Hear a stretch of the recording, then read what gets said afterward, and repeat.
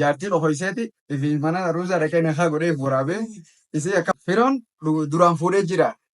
Fuudhee jira. Eessatti suuditti. Ilmoonni qaba ni qaba. Wooma fuularra kaa amma inni wooma arki.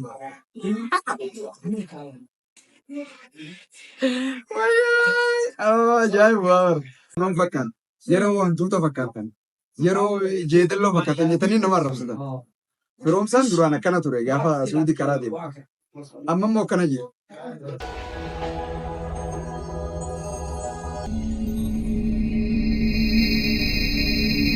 Assalaamu alaikum jirra jirtu hordoftoota kiyyaa fi jaalatamtoota kiyyaa addunyaa rabbii kan gubbaa jirtan. Bakki jiraattan isiniin jecha arraan tana oduu addarraa nyaasuuf deema. Oduun tun maal yoo jettan firoo jaalalaan beeytanii agartee yuutuuba dalaguu jechuudha. Ni beeytan. Kun warri yuutuubaa ni beeytan baay'inaan firoon fuudhee jira. Bultii horatee jira.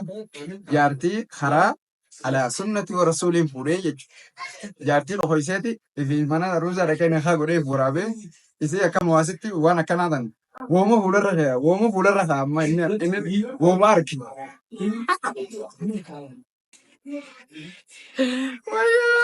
Ajaa'iba! Wooma arki si mal ohoysi warri shariyaa kun maal jechuu qoy mee nama dhokoysuutan maal jettaniis nama dhokoysuutan maal jetta.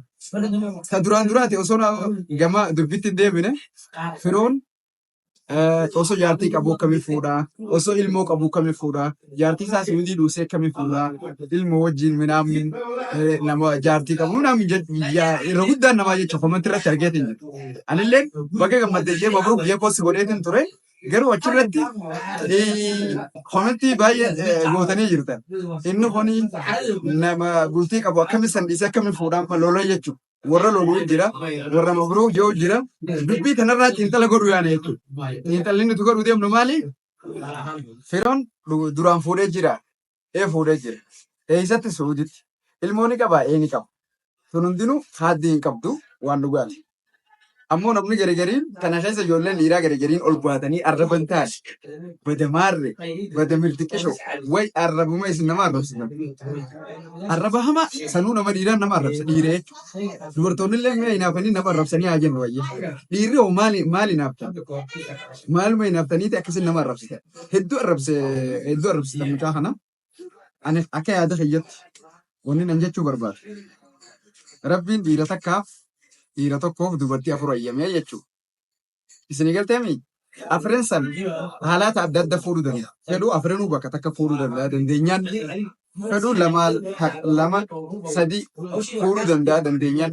Yoo barbaade immoo isii duraan qabu san hiikee yoo wal didan hiikee wal dhiisanii haaratti akka jee fuudhuu danda'a. Akka hedduu fuudhuu danda'a dhiirri. Amma firoon akka inni ibsatti intala duraan wal fuudhan sanii obboleettii teenya san dhiiseeti. Addaan bahanii jiranii jechuudha. Akkuma namni wal fuudhuun jirtu adda booni ni jirtu waan ta'eef jecha addaan bahanii jiranii jechuudha. Nikaan isaan lamaan jidduun jiru. Akka inni haasa'etti. Nikaan qabanii garuu ilmoo walirraa ni qabanii. Ilmoon ilmoo qabaatteedhaaf ati fuudhuu hin dandeessu. Wanni jaman abbaan kiyyammaa nama guddaa abbaan kiyyaa fuudhuu danda'a mirga isaati. Isinii galteemi akkasi ilmoo qabaatteef akkami fuutoonni jaamaan ilmoo qabadhaa. Ilmoo san isaa guddifate yoo fedhan ammoo wal gargaaranii guddisan. Yoo fedhan inni guutuu fudhatee guddifachuu danda'a. Yoo fedhaatillee fudhachuu dandeessi. Mirga ilmoon nama hundattuu wal qixa filannoo ilmootiin fudhatamuu ni danda'amaa jechuudha. Kanarraa kaafee isii ammaa kanaan isii duraan wal fuudhan sanii uumaa walitti hin qabanii jechuudha. Inni amma kaareetti takka jee fuudheetti. Takka jeetu alaa sunnati warra suuliin fuudhee jechuudha. Akkuma argitan kanatti. Kanaaf jecha isii duraatiin uumaa walitti hin qabanii ammoo namoonni tokko dhiironni harargee jettanii yeroo rakkattanii yeroo isin nama fakkaan yeroo wantoota fakkaatan yeroo jeedalloo fakkaatan jettanii nama arrabsatan. Firoomsaan duraan akkana ture gaafa suudii karaa deemu. Amma immoo akkana jira. Akka waan isiin tun jaartiin isaa sun irraa laayifii jijjiirtee jiruu irraa jijjiirtee bifa irraa jijjiirtee nama gootee as dhabdee akkasitti haasofta. Okay, namni jaartiin qabne bareedee jiraachuu hin danda'u. Hojii mataa isaa dalagachuu hin danda'u. Akka fedhe jiraachuu hin danda'u. Namni jaartiin qabne maraataa guutuu akkami jaartiin qoodha. Nama jaartiin qabu maraataa raamne fakkeenyaaf Jiraachuun danda'u namni jaartii qabaatu malee hin bareedu. Namni yoo jaartii hin qabaanne waanuma dadarree takka waan faayidaa hin qabne takka akka isin hin beeytanitti akkasitti nu hubatina. Yeroon sun isaan hundaafuu wal qixa ta'uu danda'a.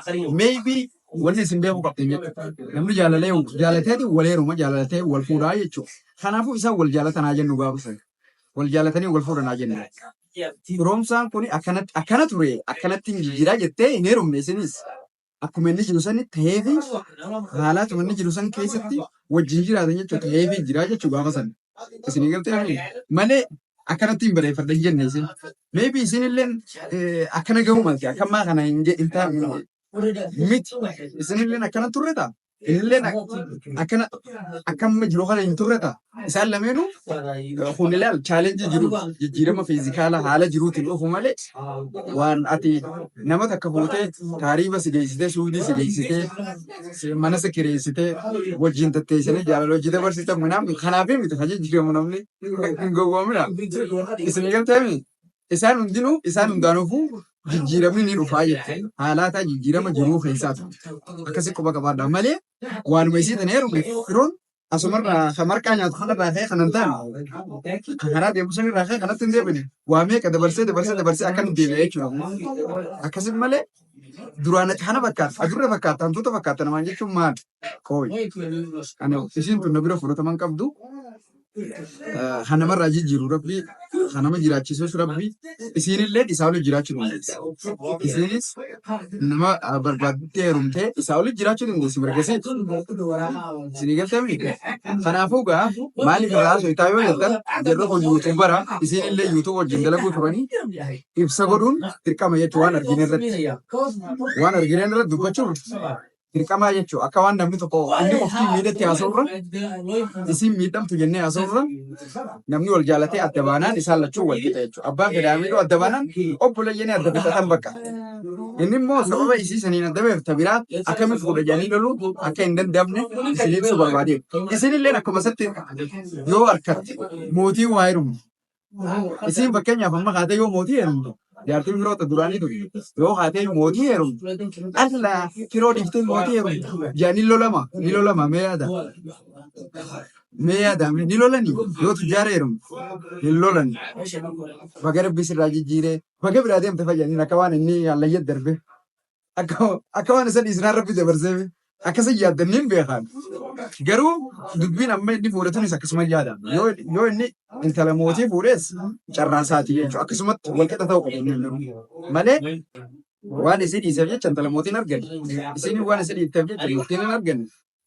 Maal jechuun qoy maaluma akkamuma nama arrabsitanii jaala arraba keessan ajaa'iba nagala.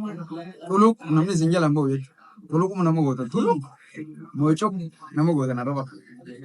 Akkasii warra hin fuudhin rabbi isaala isin bilcheessee isin hafuusisu isinis warra hin heeruminis rabbi isin haadamsiisu warra hinaafu numa gubatanii wanni goonuuf hin jirtu isin numa gubadhaa warri hinaafu warri immoo bultii jaalachuu barbaaddan rabbi bultii akka isin barbaaddanii dhiiraa fi dubartootaaf illee rabbi haa kennu jennee du'aa isinii goona wanni biraan jirtu gurbaa eegisa isiifillee diree gaarii rabbi haa kennu jaa du'aa godha kanumaan jechuu barbaada.